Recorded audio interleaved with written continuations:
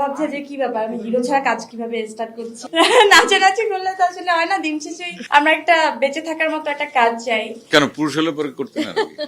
না, বললো যে ভাইয়া যখন বলছিল আমি রবীন্দ্রনাথের গল্পই করিনি, আমি খুব অবাক হচ্ছিলাম। আমি কিন্তু বলেইছি যে আমার রবীন্দ্রনাথের কোন একটা সুন্দর একটা চরিত্র করার জন্য। বাবা শোনা সোহাগ হয়ে গেল। দেখা যাক কতটুকু তৃপ্তি আমরা পাই এবং আপনাদেরকে দিতে পারি।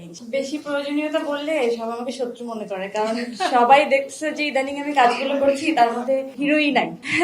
সবাই ভাবছে যে কি ব্যাপার, আমি হিরো ছাড়া কাজ কিভাবে স্টার্ট করছি এবং কিভাবে শেষ করছি। তো আবার যখন হিরোদের সাথে কাজ করি তো প্রমোশন আমার হিরোদেরকেও পাওয়া যায় না ঠিকঠাক করে। তো আমি কাজ করতে এসেও নানা ধরনের, তারপর কেন জানি না আমার মনে হয় যে আসলে কাজটাকে আমরা ফোকাস করি, সেটা হোক ওই যে এখন কি করবো লেহেঙ্গা পরে এখানে নাচানাচি করলে তো আসলে হয় না, দিন শেষে আমরা একটা বেঁচে থাকার মতো একটা কাজ চাই, একটা জায়গা চাই। সেখান থেকে ওই ক্যারেক্টারটা বেশি ইম্পর্টেন্ট, চরিত্রটা ইম্পর্টেন্ট। সেখানে যখন আপনি চরিত্রকে বেশি ফোকাস করতে যাবেন তো ওই নারী কেন্দ্রিক ব্যাপারটাই চলে আসে, কারণ তো আমি নারী। তো আমি ওই হয়েই কাজটা যখন করি তো আমার ভালো লাগে যে আমার এই টিমটার মধ্যে আমি প্রথমে ডিরেক্টর যখন মানে বললো যে একজন নারী ডিরেক্টর, তখন বললাম ঠিক আছে চলো, প্রথম ভরসাটা পাওয়া গেল। কেন পুরুষ হলে পরে করতে না? না, বললো যে তুলনামূলক ভাবে তো অনেক কম হচ্ছে তাই না। এবং ভাইয়া যখন বলছিল আমি রবীন্দ্রনাথের গল্পই করিনি, আমি খুব অবাক হচ্ছিলাম, কারণ আমি মুখিয়েছিলাম সারা জীবন যে আমি কবে, সবাই জিজ্ঞেস করছিলেন না যে আমার, কিন্তু বলেইছি যে আমার রবীন্দ্রনাথের কোন একটা সুন্দর একটা চরিত্র করার জন্য। আমার জীবনে এরকম একটা আকাঙ্ক্ষা ছিল যে কবে আমি চরিত্রটা করতে পারবো, সেখানে দেখছি ভাইয়াও করে নাই।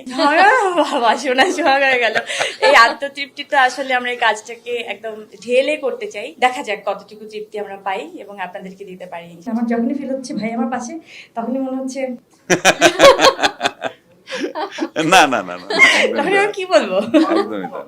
হ্যাঁ, আমার সাথে কি হচ্ছে, আমি লিফটে উঠতে উঠতে আপনারা দেখছিলেন যে হাসাহাসি করছিলাম, আমরা খুবই মানে মজা করতে করতেই আফসোসের একটা কথা বলছিলাম যে একটা মানে যুগ পার হয়ে যাচ্ছে একদম, মানে হয় না লাইনটাই বললাম যে ভাইয়া বুড়া বয়সে এসে আমাদের কাজ, তো ভাই আমাদেরকে তাকালে বলছে না আমার জন্য বলছি, এটা আমি আমাকে মানে ও বলছে যে ওর বুড়া বয়সে নাকি আমরা একসাথে, আমি বললাম না না আমি বুড়া। না না, আসলে তো মানে হয় না যে ওই টিনেজ বয়সটা তো আসলে আমরা সবাই পার করে আসছি, এখনো আমি যাই না মনের মধ্যে টিনেজ থাকলে কি হবে, আসলে আমরা একটু বয়সের মধ্যে দিয়ে যাচ্ছি, যেতে হচ্ছে, যাব।